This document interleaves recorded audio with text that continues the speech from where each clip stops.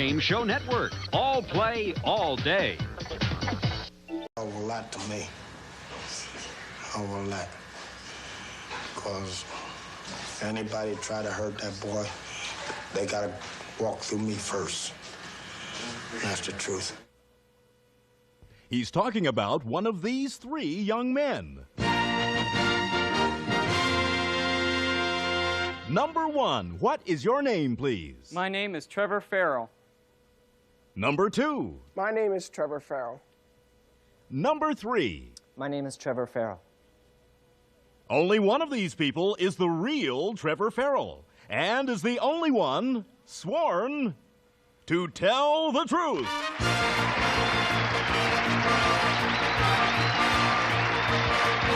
Now let's meet our panel. Actor and raconteur Orson Bean. The Emmy Award-winning co-star of Golden Girls, Betty White. Film and television producer David Niven Jr. And temporarily unable to make her usual grand entrance, our very own Kitty Carlisle. Here's the host of To Tell the Truth, Lynn Swan.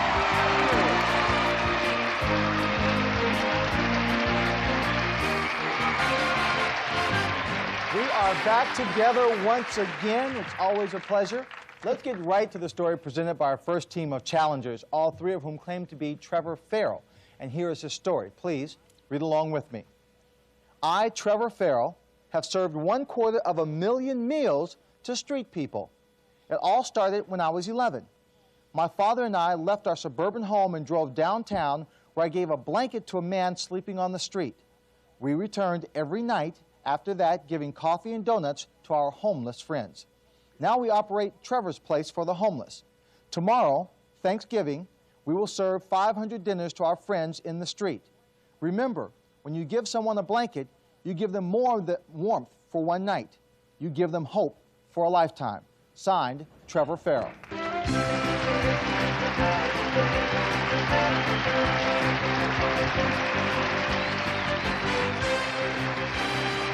We'll find out more about this helping hand right after this. No more. Clean up on aisle 4. Now it's just shopping. Are you ready to go shopping? Join the shopping spree on Supermarket Sweep tonight at 10, right here on Buzzer. Let's play. So, did you bring the Coca-Cola Classic? Billy was supposed to. Not me! Michael! Michael! Michael! Billy forgot the Coca-Cola Classic!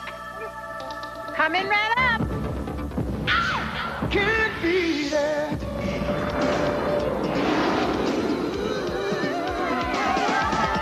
Feeling you get.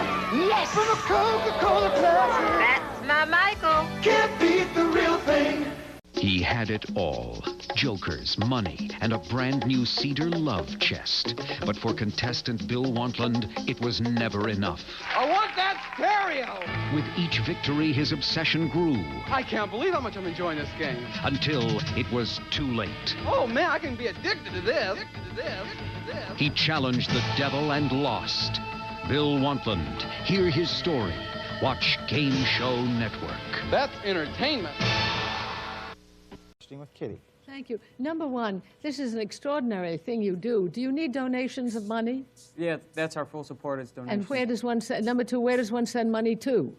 They can send it to our headquarters. Where's that? It's in Philadelphia. And number three, when you drove downtown that first time, how did you happen to have a blanket with you? Well, what happened was that day I had seen a news clip of homeless people, and I asked my dad whether or not people really lived like that on the streets of Oakland. And we went down, and I brought the blanket for the homeless person. And number one, where do you live? Chicago. I live in Oak Park, which is a suburb of Chicago, Illinois. And number two... Thank you. David? Thank you. Number one, who actually cooks these 250,000 meals? Or... We have volunteers that cook the meals, and some people bring in food that's pre-cooked and donate it. Number two, are you going to give us your address or where we send the money if any of the viewers would like to do so? Yeah, I can give it. Number three, what are you going to do next? Are you going to keep doing this, or do you have another long-term goal? Well, as of right now, I'm just going one day at a time. tomorrow morning I probably will get up and help the homeless, and the next day I will, but I don't know what I'm going to be doing. I know I'll always have a special heart for the homeless. Okay, number one, what do you do about schooling? Time's up. Betty White. Number one, how many volunteers work on this program?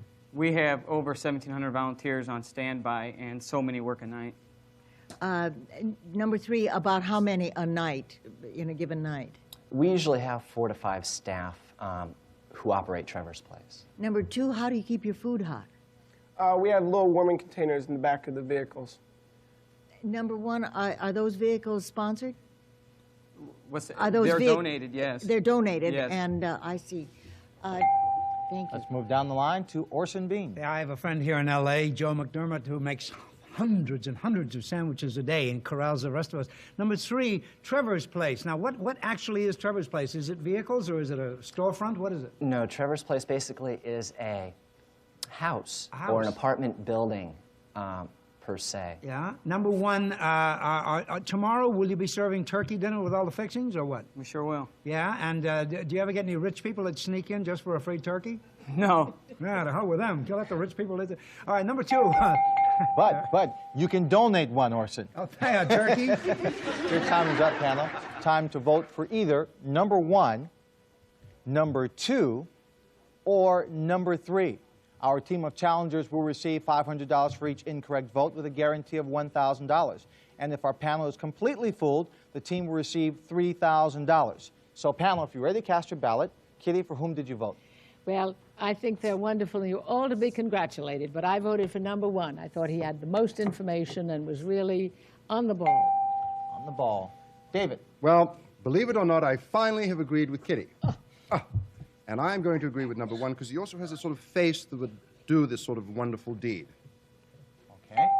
Betty? My first impression was that it was number three, except that when they were telling the story and they were still up on the steps, he made just a little facial reaction, which I thought was done to fool us. And I wasn't going to be... Besides, I was born in Oak Park, so I had to go with number one.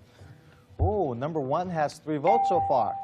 Orson. I voted for number three. He said one day at a time he's going to keep doing this, kind of a spiritual thing to say, and he looks like he could do a lot of people a lot of good. Well, this panel's vote is weighted heavily on number one. Number one, you have 3 votes. The confidence of this panel. Number two, you didn't get a single vote. And number 3, you have 1 vote. Well, folks, it's time to find out who the real Good Samaritan is. Will the real Trevor Farrell please stand up? Number 2. So, Trevor, we'll get right back to you. Let's find out who your imposters are. Number 1, your name, and what do you do? My name is Jesse Harper, and I put together books for a publishing firm. Terrific. Number 3, your name, and what do you do?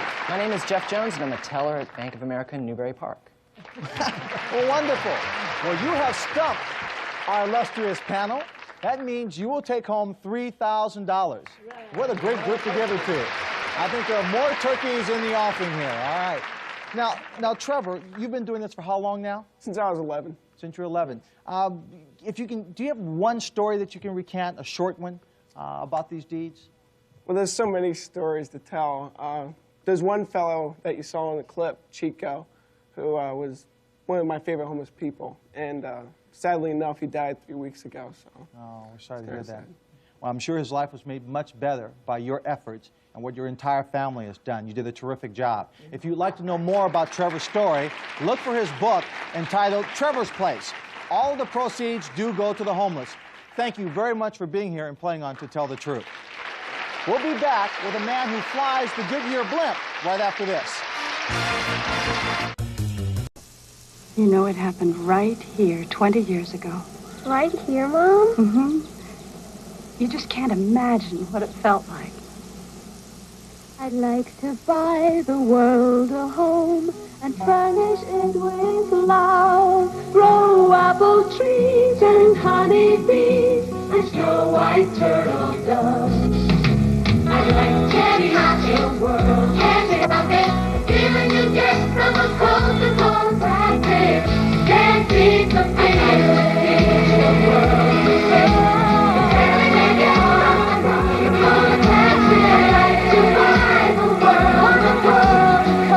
Can't beat the real thing.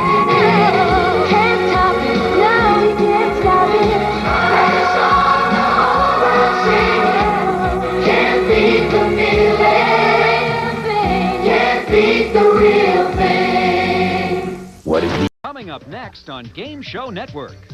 Gene Rayburn, Jamie Lee Curtis, Charles Nelson Riley, Joan Collins. Check out all the stars on Match Game. Oh, we're just one big happy family. And then, where can you learn all there is to know about your favorite celebrity couples? On Tattletales. Join Bert Convy and get intimate with the stars. Oh, George, it's just...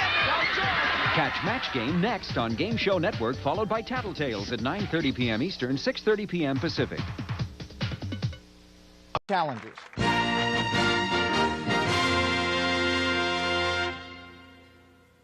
Number 1, what is your name, please? My name is Nick Nicolari. Number 2. My name is Nick Nicolari. Number 3. My name is Nick Nicolari. And it's up to you once again, panel, to locate the real Nick Nicolari. And here is his story. Please read along with me. I, Nick Nicolari, am the chief pilot of the Goodyear blimp Columbia. I have flown the giant airship for 23 years. The first Goodyear blimp, the Pilgrim, was built in 1925. I work in a tiny gondola that hangs below a giant balloon filled with 200,000 cubic feet of helium. It takes a dozen men to lift the blimp off the ground in preparation for takeoff. It costs $1,000 an hour to keep the big ship up in the air. The blimps are used to televise 100 major sports events each year, such as golf tournaments, the Super Bowl, and the World Series. Since 1925, the 4 Goodyear blimps have traveled an incredible 26 million miles. Signed, Nick Nicolari.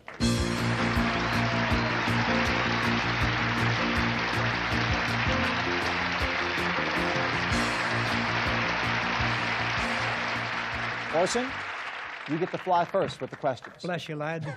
What a thrill to meet you, whoever you are. I would want to be the chief pilot of the Goodyear blimp if I weren't whatever the hell I am. Number 3, what about the incident recently where a remote control little toy airplane was driven into your blimp and put a hole in it and you had to make an emergency landing? Were you flying the blimp when that happened? Yes, sir, I was. Wow, that's a nasty story, isn't it? Did they catch the guy? Yes, they did. Number 1, what kind of fuel did the Hindenburg use? Another blimp, not unlike yours? The Hindenburg had hydrogen. And what's the difference between the helium you use and the hydrogen? Hydrogen will burn and helium will not burn. Yes, as they found out in the Hindenburg. Number 2, what's the most dangerous time you ever had up there? Did you ever get caught in a real downdraft or storm or anything? We've been in a number of winds, but the kind that you'd have when you'd have a whirlwind. Yeah. So what do you have to do to get a ride in one of your blimps with you? Well, it's usually be a customer of Goodyear people. Yeah, well, I'll buy a tire if I can get up there. A big customer, a very big customer. Betty. Number 2, this story fascinated me. How big was the model airplane that went into you? It had a wingspan of about 6 feet. And number 1, how much damage did it do? It tore a small hole in the right side of the airship. Number 3, when it tore that small hole, did it hurt the integrity of the overall craft? Yes, we started losing helium immediately. Number 2, were you able to come in for an immediate landing? Yes, we were on the downwind, so we were only about 1,000 feet off the ground and at the landing base. Were you scared? A little. Got your attention. Okay, David. As a matter of interest, number 1, how long does it take to inflate? Approximately 8 or 9 hours. Number 2, how tiny is the tiny gondola that is described that you have to sit in? You might compare it to the size of a car. 6 people ride in it plus the pilot. All right. Number 3, how fast does this go? About 36 miles an hour. And number 1, what is the longest distance you've gone on a full tank of helium? Approximately 500 miles. Kitty. And number 2, where do you fly your Goodyear blimp? I operate out of the Carson base here in Southern California. And number 3, where do you fly yours? Out of the Carson base. Number 2, could you hitch a ride? Could you hitch a ride or me? Could I hitch a ride? Oh, yes. I could. Kitty could, yes. And number Are 3, you flirting? Well, you never know. Number 3, could you rent it for a party? No, you would have to be a customer of Goodyear. And number 2, That means your time is up. And panel, it's time for you to vote for either number 1, number 2, or number 3. Orson, For whom did you vote? The people who briefed the liars did a wonderful job because there's two great liars up there. I hope it's number 2. I didn't vote for number 3 because he doesn't have his uniform buttoned because it belongs to number 2. Betty. Well, right from the time they were on the stairs, the other two were very serious, but that beautiful smile on number 2, and I think anybody who spent 23 years that near a big thing of helium would be still smiling on number 2. It holds a balloon. He doesn't suck the helium out of the balloon. Okay? But they're not soldiers. David. I think that number 1 looks like a pilot. Number 2 is dressed like a pilot, so I think they've done this specifically to try to fool us here. And number 2 looks like he's the right size to fit into that little itty-bitty section. He's the right size to fit into the small space. Okay, I can go with that. David? Kitty? Gosh, number 3 gave great answers, and number 1 does look like a pilot. But number 2 laughed when number 1 said it took 8 or 9 hours to fill the thing, and I don't know how long it takes, but I voted for number 2. It's a clean sweep, folks. Recap is easy. 1 and 3, no votes. Number 2, you have them all. Well, it's time to find out who the real Goodyear guy is. Will the real Nick Nicolari please stand up?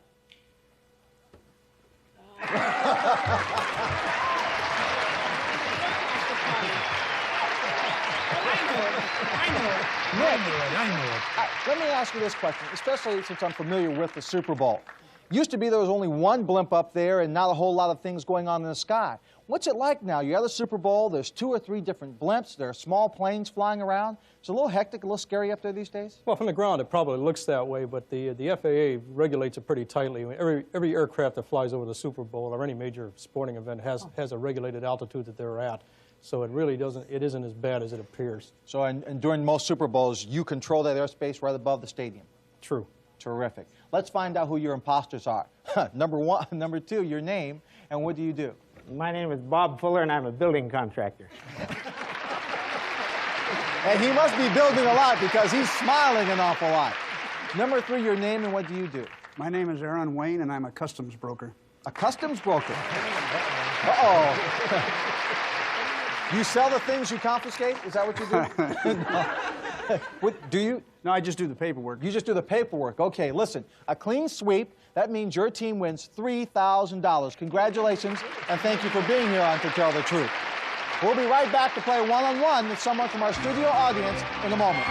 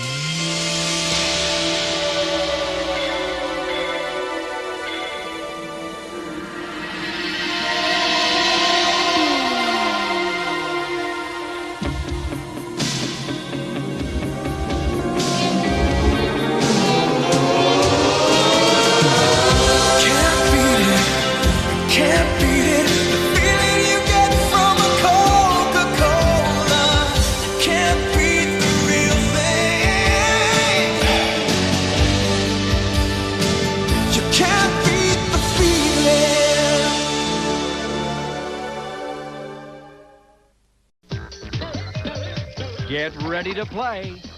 Johnny Carson, Raquel Welch, Muhammad Ali, Barbara Streisand, Warren Beatty. You just never know who's going to drop by on What's My Line. And then... My name is Paul Newman, and I've got a secret. Join host Gary Moore, fabulous celebrities, and one of the funniest panels ever assembled for the most revealing game show in history, I've Got a Secret.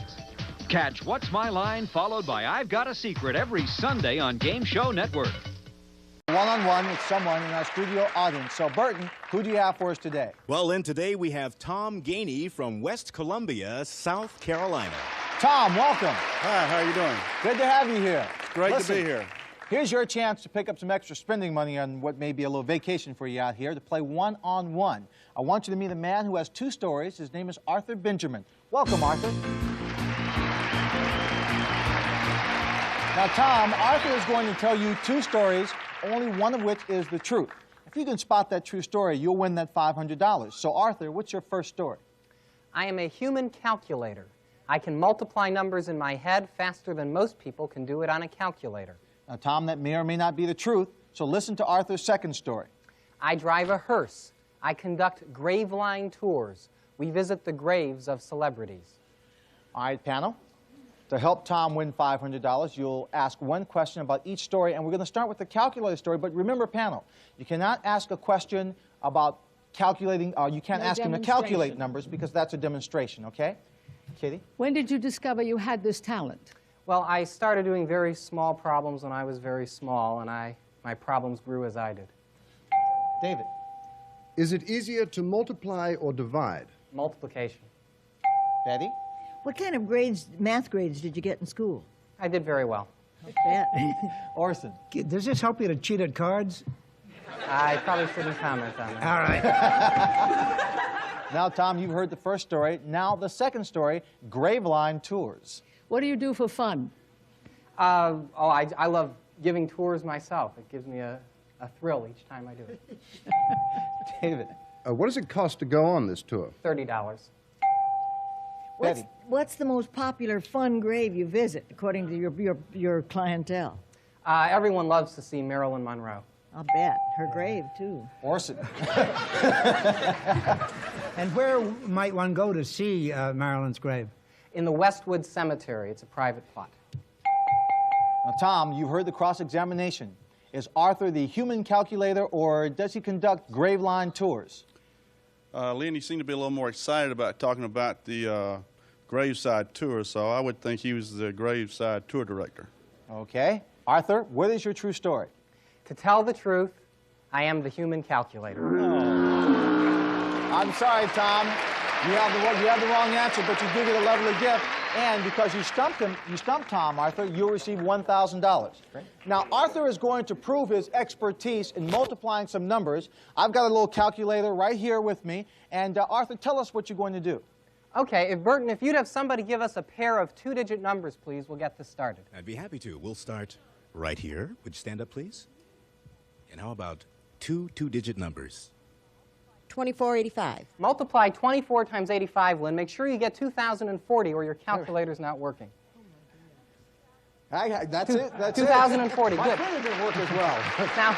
Now, Lynn, I noticed that took you a little bit of time to get your answer. I will give you a shortcut for multiplying even faster on the calculator. There's something called the square of a number, which is taking a number and multiplying it by itself. For instance, the square of 5 is 25. Now, to square on your calculator, Lynn, all you have to do is enter the number, then hit times, and then equals, and that'll give you the square. Okay. What I will try and do now is to square numbers in my head faster than Lynn can do on the calculator, even using the shortcut method. Burton, if you'd have somebody start us off with a two-digit number. One two-digit number? Yeah. Okay, sir, would you stand, please? And how about a two-digit number? 47. 47 is 2,209. How much is that?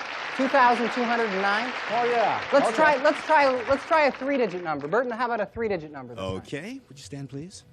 And a three-digit number? 452. 452 is 204,304. Ooh, that's good. That's good. Let me take a chance and try a four-digit number now. A four-digit number? Though I probably won't beat the calculator on this. Okay, well, I'll tell you what. Before you hear the number, talk us through what you're doing. Talk out loud for us so we understand how your mind is thinking. All right, I'll do that, but let me say, you might hear some words creep up into the calculation. Now, I don't want you to think this is something out of Rain Man. This is a mnemonic device, a memory aid that I use to convert numbers into words, which makes the process a little bit easier. Anyway, I'll think out loud as I do this problem. Go ahead. A four-digit number. 5238. All right, 5238. That's 5 times 5, 4, 7, 6 is 27 million. Movies. Now, the original problem was, what was it, 5238. 5238. Okay, movies. 238 squares, 55,200 plus 1,444 is 56,644. Add that to movies, 436,644. Good. Amazing. Amazing. Arthur, would you do me a favor? Sure. Would you help me with my income tax? I don't do any juggling.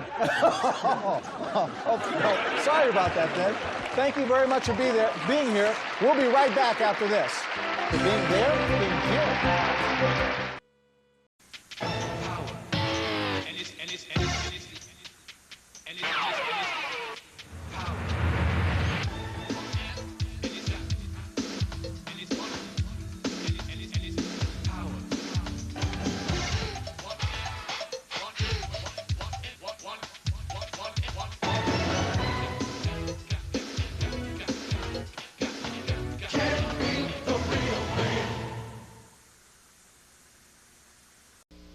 Having trouble on the green? Just can't sink that putt? I don't know what to do. No need to fear. Bob Barker is here. Introducing Golf Bob's Way, a brand new instructional video from Game Show Network. For decades, Bob has shared his legendary putting advice with hundreds of game show contestants. Just shake it into the hole. Now, it's your turn. Act now, and we'll even throw in this official putter warmer used by the legend himself.